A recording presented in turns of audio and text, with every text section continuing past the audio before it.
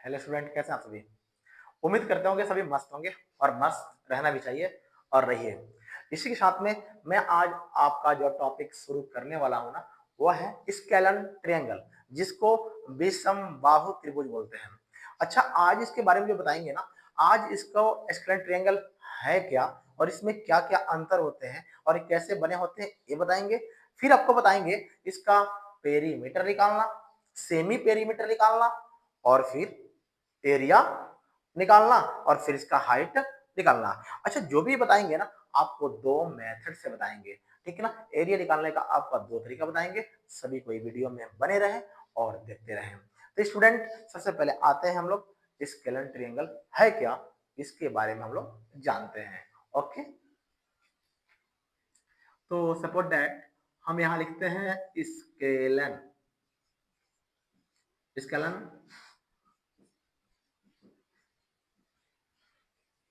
Triangle, जिसको हम बोलते हैं विषम बाहु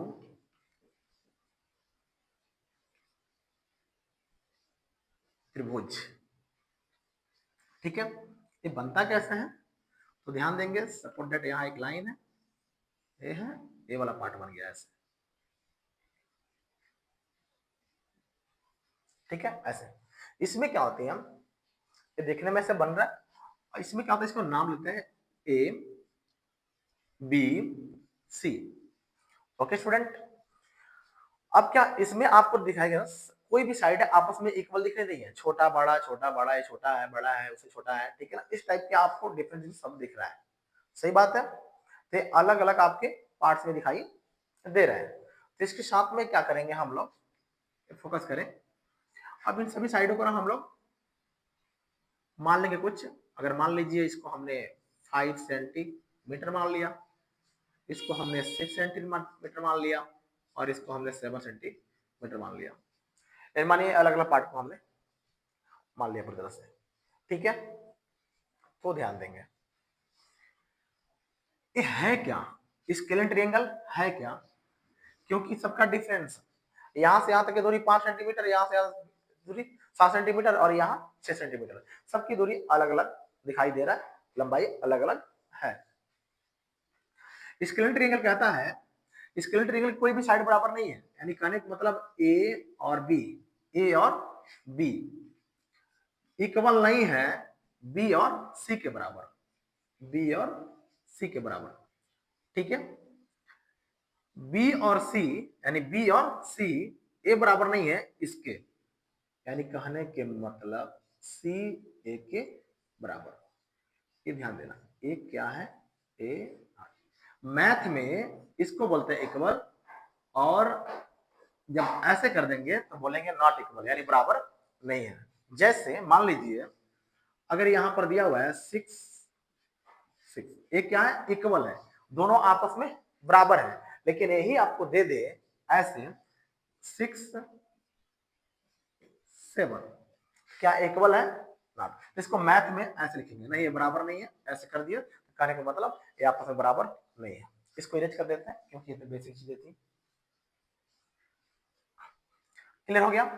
जब इसके साइड बराबर नहीं होंगे ना, जब इसके साइड बराबर नहीं होंगे तो उसके एंगल भी बराबर नहीं होंगे। ओके स्टूडेंट्स, तो ध्यान दीजिए, कहने का मतलब एंगल ए नॉट इक्वल, यानी बराबर नहीं है, ए एंगल बराबर नहीं है एंगल बी के। तो B angle B angle B बराबर नहीं है एंगल सी।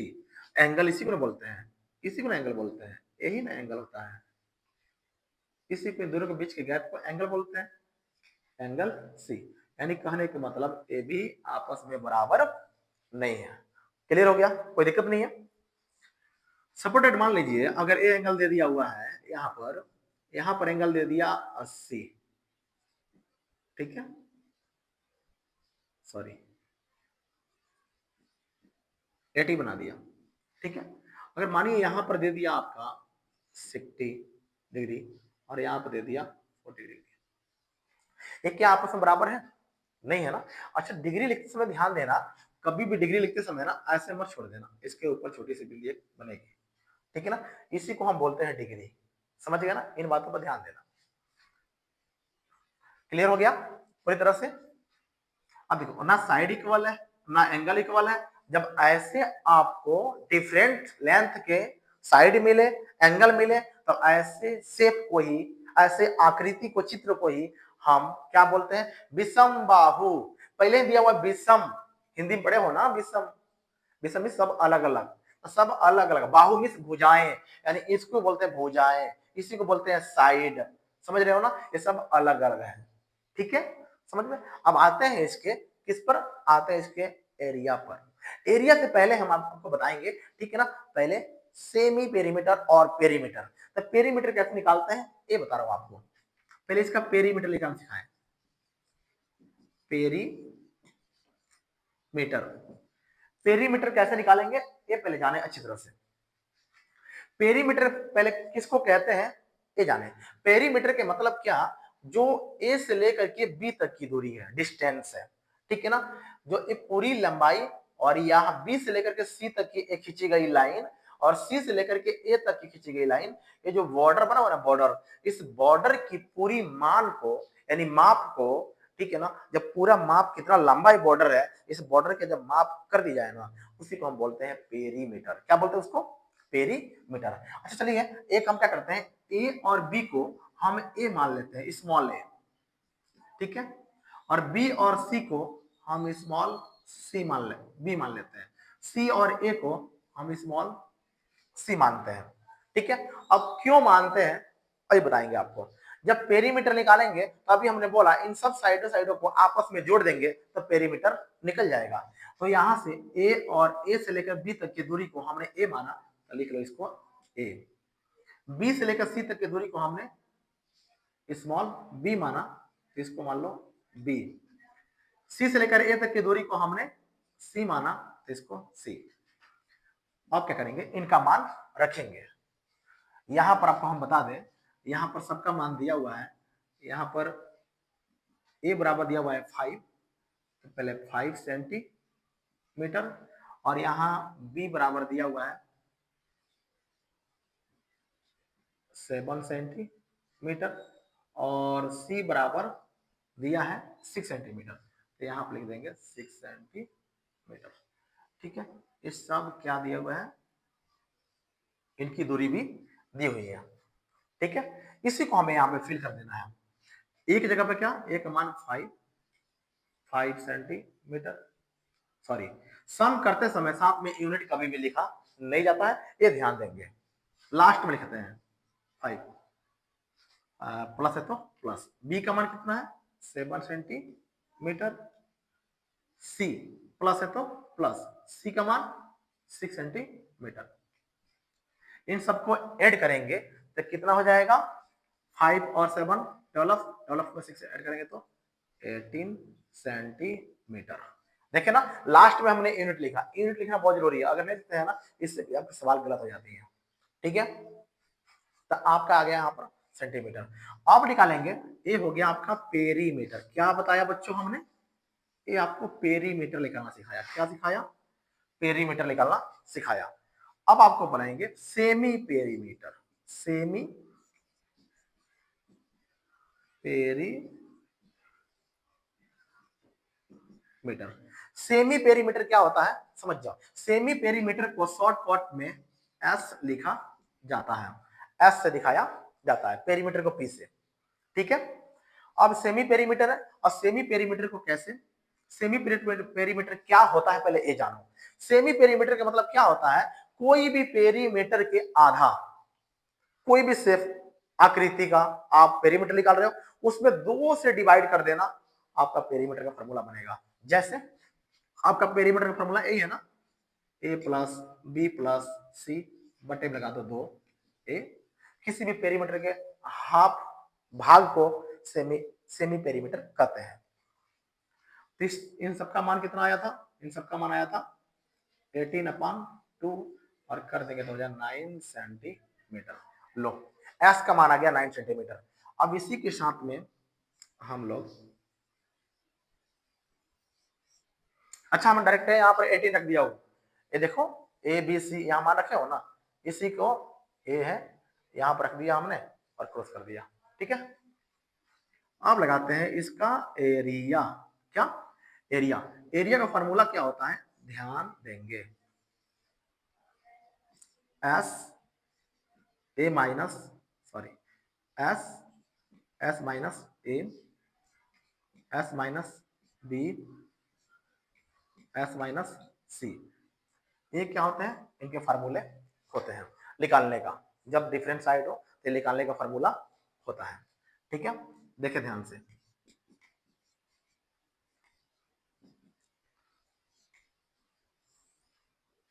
एस एस क्या है, अभी हमने आपको बताया कि एस क्या चीज है। एस आपका क्या, सेमीमीटर है, सेमी पेरीमीटर। एस मैं दिखाया ना पहले, सेमी, इसका मान कितना आया है, 9। ठीक है, तो यहां पर 9 फिल करो, फिर ब्रैकेट में एस का मान 9, ए का मान कितना है बेटा, ए का मान 5, फिर एस का मान 9, बी का मान 7, फिर एस का मान 9 माइनस तो माइनस, सी का मान 6। लो, ऐसे हो गया ये, कोई दिक्कत नहीं है। ठीक है, अब आगे सॉल्व करेंगे।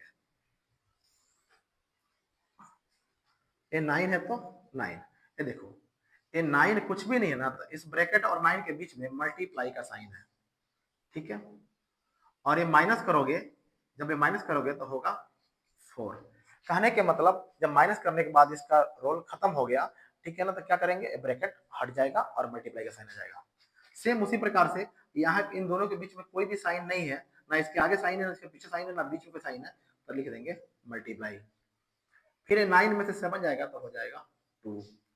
फिर इसी प्रकार से यहाँ पर भी मल्टीप्लाई का साइन, ये मल्टीप्लाई का साइन कहां से आ रहा है, ये ब्रैकेट हटने के बाद से, जब ये सॉल्व हो जा रहा है तो ब्रैकेट हट जा रहा है, ये भी ब्रैकेट हट जा रहा है, ना इसके आगे साइन है ना इसके पीछे साइन है। अगर इसके आगे कोई साइन होता ना तब हम नहीं लिखते मल्टीप्लाई। आ रहा समझ में ना, तो इसलिए मल्टीप्लाई। फिर 9 में से 3 गया, 9 में से 6 गया तो 3। देख रहे हो ना, कोई दिक्कत? ध्यान देना बच्चों, अब क्या इस सबका मल्टीप्लाई करेंगे, तो सबका मल्टीप्लाई नहीं करेंगे, उससे भी इजी विधि है, सबका मल्टीप्लाई करोगे फिर जाकर उसका फैक्टर करोगे। ठीक है ना, ऐसा नहीं, पहले ही फैक्टर कर दो। ये 9 का फैक्टर करोगे तो हो जाएगा 3 मल्टीप्लाई 3, 2 का फैक्टर करोगे तो 2 मल्टीप्लाई 2, ये ऑलरेडी 2 है, ये ऑलरेडी 3 है। अब ध्यान देना, अंडर रूट के मतलब होता है, सुनो, अंडर रूट का मतलब क्या होता है, अंडर रूट के मतलब होता है कि अंडर रूट में जो भी अंक आए उस अंक का एचसीएफ निकालो, फैक्टर करो। तो ऐसे इसको हल करते हैं, जैसे मानियो कि अंडर रूट का है तो इसका एचसीएफ निकालोगे कितना होगा, 4 फिर 2 फिर 2, यही होता है ना। अब इसको लिखोगे आराम से आप ऐसे, 2 मल्टीप्लाई 2 मल्टीप्लाई 2। अंडर रूट कहता है कि जो भी एक फैक्टर आया, जो अंदर का फैक्टर आया, इसका 2 का पेयर लगाओ, कहीं 3 का लगाते हैं कहीं 2 का लगाते हैं, तो ज्यादा इसमें क्या लगाते हैं, वर्गमूल करते हैं, स्क्वायर में कहते हैं 2 का पेयर लगाते हैं, यहाँ पर 2 का पेयर, जिसका पेयर लगता है वो बाहर चला आएगा, क्या हो जाएगा, वो बाहर, और जिसका नहीं लगा वो अंदर ही रह जाएगा। तो इसका आंसर आया इतना। सेम वही काम यहाँ पर भी करना है हम लोग को। ठीक है ना, ये देखो यहाँ पर 3 है, 3 है तो 3 का पेयर लग जाएगा, इन तीनों का पेयर लग जाएगा आराम से। यहाँ 2 है, 2 का पेयर लग जाएगा आराम से। समझे, कोई दिक्कत नहीं है। एक मिनट, हमने गलती किया हुआ यहाँ पर, 2 ये 2 था ना, 3 का फैक्टर किया, 3 मल्टीप्लाई 3, फिर मल्टीप्लाई, फिर मल्टीप्लाई, फिर 2 का फैक्टर किया तो 2 मल्टीप्लाई 2, ये 2 को छोड़ दिए थे ना, इस 2 को ले लो, फिर 3 को लिख लो। समझ गया ना, अब इसका फैक्टर लगा, जिसका जिसका पेयर लगा, ध्यान देना, जिसका जिसका पेयर लगा, इस 3 का पेयर लगा, ये 3 को बाहर लिख दो, ये 2 का पेयर लगा, ये 2 को बाहर लिख दो, ये बीच में मल्टीप्लाई का साइन आएगा, समझ जाना। इन जिसका जिसका पेयर लग रहा है इन सबको हम बाहर निकाल रहे हैं, सुन लो ध्यान से पहले। ठीक है, बच गया अंडर 2 मल्टीप्लाई 3। ठीक है, इनका गुणा करेंगे तो 6, ये ब्रैकेट में है जो 6, ये हो जाएगा आंसर 6 सेंटीमीटर स्क्वायर। ये मल्टीप्लाई के फैक्टर में है ना, इसलिए हम यहाँ पे लगाए स्क्वायर। समझ गया, इस प्रकार से क्या ए हीरोन का फॉर्मूले का एरिया निकल गया।